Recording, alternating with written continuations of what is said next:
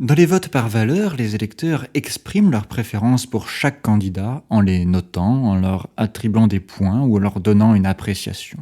Ici, nous allons faire un tour d'horizon de cette famille de scrutins.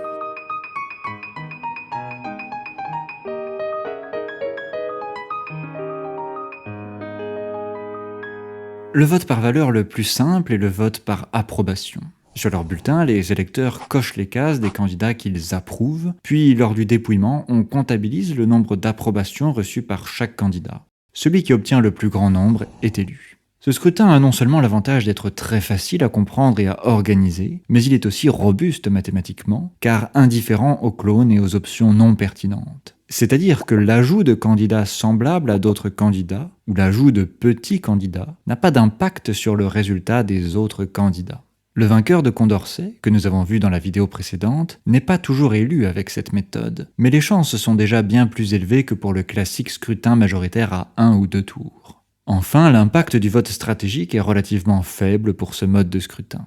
Le vote par notation est une version plus nuancée du vote par approbation, puisque les électeurs vont pouvoir noter les candidats sur une échelle plus grande, par exemple de 0 à 9.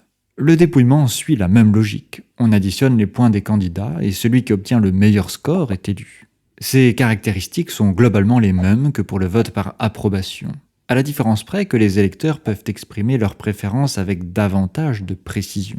En contrepartie, il est exposé la stratégie du nivellement, c'est-à-dire que certains électeurs vont avoir tendance à attribuer la note maximale ou minimale à des candidats dans le seul but d'augmenter ou de diminuer leurs chances de gagner, alors qu'en votant honnêtement, ils auraient attribué des notes différentes à ces candidats. Si tous les électeurs suivent cette stratégie, le scrutin devient un vote par approbation, mais le fait que certains se montrent honnêtes et d'autres non peut en quelque sorte fausser le résultat de l'élection. Enfin, parlons d'un mode de scrutin inventé en France et dont le nom a régulièrement été évoqué dans le débat public ces dernières années. Le jugement majoritaire. Ici, les électeurs jugent les candidats en leur attribuant une mention, par exemple très favorable, favorable, neutre, défavorable, très défavorable. On pourrait se dire qu'en définitive, cela revient juste à transformer les points en mentions, mais c'est un peu plus subtil que ça.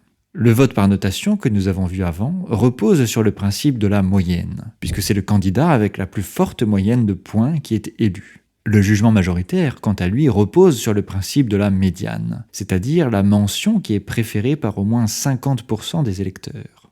Souvent, on utilise une représentation graphique pour déterminer la mention majoritaire de chaque candidat. On empile les résultats dans une barre, puis on trace la médiane précisément au milieu. La mention coupée par la médiane est la mention majoritaire du candidat concerné. Le candidat qui obtient la mention la plus haute est élu. Toutefois, les cas d'égalité sont fréquents dans ce mode de scrutin. Il faut donc trouver un moyen de les départager.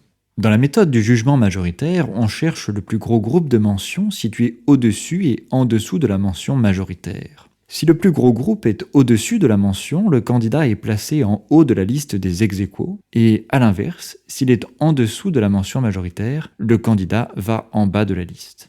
Une autre méthode, dite du jugement usuel, consiste à tracer les courbes cumulées des mentions pour chaque candidat. On trace ensuite la médiane à leur donner de 50% et tous les candidats sont classés de gauche à droite en fonction des points d'intersection entre leur courbe et la médiane. Les résultats peuvent être différents du jugement majoritaire. Les méthodes de la meilleure médiane sont assez robustes mathématiquement car elles sont indifférentes aux clones et aux options non pertinentes. Le jugement usuel ne permet pas toujours de trouver le vainqueur de Condorcet, mais il est plus efficace que le jugement majoritaire. La stratégie du vote utile n'est pas complètement abolie, car au-delà de leur choix de cœur, les électeurs peuvent donner de bonnes mentions à des candidats qu'ils n'aiment pas, dans le seul but de nuire à un candidat qu'ils aiment encore moins. Et comme pour le vote par notation, ces types de scrutins sont sensibles à la stratégie du nivellement. Leur inconvénient est également leur relative complexité dans le départage des égalités, notamment pour le jugement majoritaire. Dans l'ensemble, les votes par valeur ne sont pas utilisés en politique ou alors de manière anecdotique, comme a pu l'être le jugement majoritaire lors de la primaire populaire au moment de l'élection présidentielle de 2022. Le vote par approbation, quant à lui, est seulement utilisé en Lettonie et dans quelques municipalités tchèques et américaines. Et vous, ça vous inspire, ces modes de scrutin un peu exotiques ? À bientôt pour de nouvelles curiosités démocratiques.